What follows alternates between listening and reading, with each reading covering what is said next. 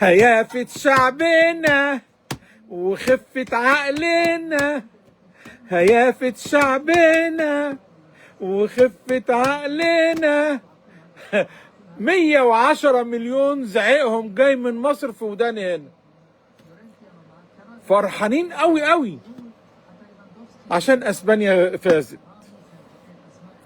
كنتش متخيل ان المصريين بيحبوا الاسبان قوي للدرجات دي، يعني عشان برشلونة مثلا وريال مدريد والحاجات ديت، فالمصريين فرحانين قوي عشان ايه؟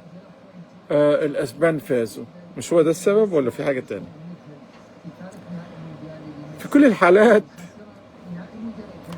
بالنسبة لنا هتفرق ايه يعني؟ انا عايز افهم انت تزعل ولا تفرح ليه ولا تعمل ليه؟ اما انا فزعلان جدا رغم اني ببتسم. زعلان ليه بقى؟ لانها كلها اسبوع او 10 ايام وهنتنكد كلنا. خلص كاس العالم وهتتسلم كاس الكاس، وتبدأ من بكرة، لا بكرة هيكونوا في الطيارة وراجعين تاني. هتبدأ لجنة الانضباط بقى تبتدي ايه؟ تقرا التقارير كويس وتجتمع وتاخد الآراء وتصدر أحكامها بقى. وأحكامها يا جماعة مش هتبسطنا خالص.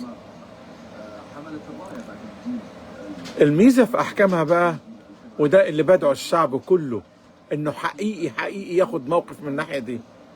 انا بدعو الشعب كله انه ياخد موقف بالنسبة لأحكام لجنة الانضباط بتاعة كرة القدم.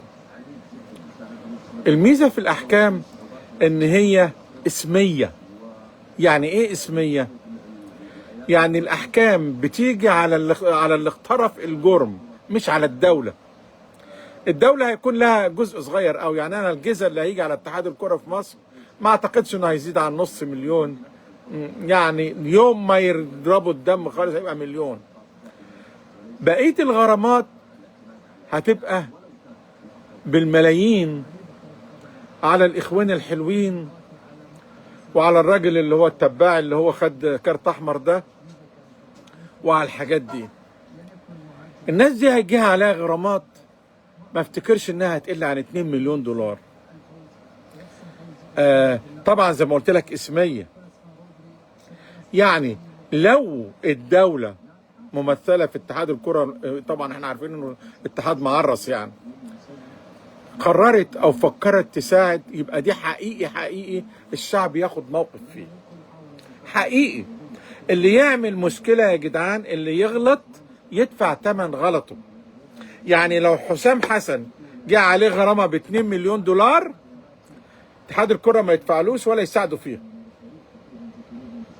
يدفع ال2 مليون دولار من جيبه ولا يقعد في بيتهم عشان يتعلم ازاي الانسان يبقى رئيس، وازاي الانسان يبقى مسؤول، وازاي الانسان يتصرف. لان اللي بيعمله ده هبل، ده شغل بيسموه هنا في امريكا يقول لك تراك درايفر، يعني سواق عربية نقل. دي حقيقي تصرفات سواق عربية نقل. ومن حسن الحظ التباع عنده اهوت اللي هو خد الكارت الاحمر ده. اللي يغلط يدفع غلطه. الراجل التباع ده طبعا هياخد غرامه ما شاء الله، يعني ما اعرفش هيجيبها منين، ده هو واضح ان هو على قده خالص. ما اعرفش هيجيبها منين. لكن في كل الحالات لا يصح ان اي حاجه بتطلع فلوس من جيوب الشعب المصري عشان يسدوا بيها ديون العالم المتهورة المتعجرفة اللي ما بتعرفش يعني ايه مسؤولية دول. فمبروك لأسبانيا، مش عشان غلبت الأرجنتين.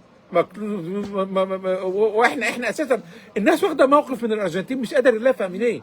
حتى لو كان الحكم كان متحيز، اوكي الحكم متحيز، تكره الحكم ولا تكره اللي تم التحيز ليه؟ هو الحكم لما يتحيز للأهلي بنكره الأهلي ولا بنكره الحكم نفسه؟ يعني المنطق يقول احنا شعب عجيب، شعب عجيب. انت فرحان ان الارجنتين غلبت ولا عشان اسبانيا كسبت؟ لو عشان اسبانيا كسبت عشان انت نصنا مدريدي ونصنا برشلوني يبقى ماشي خير وبركه، انما لو اي سبب تاني تبقى انت راجل تافه، لا مؤاخذه. ده رايي انا، يعني انا قافز خالص، بس هو ده رايي. انا حاولت قلت انا هبوظ فرحتكم بالكلمتين دول. اي غرامات تيجي يبقى شعب معرس لو سمع ان الدولة ساهمت بيها بحاجة وسكت. بس ده كل اللي حبيت اقوله في المناسبة دي.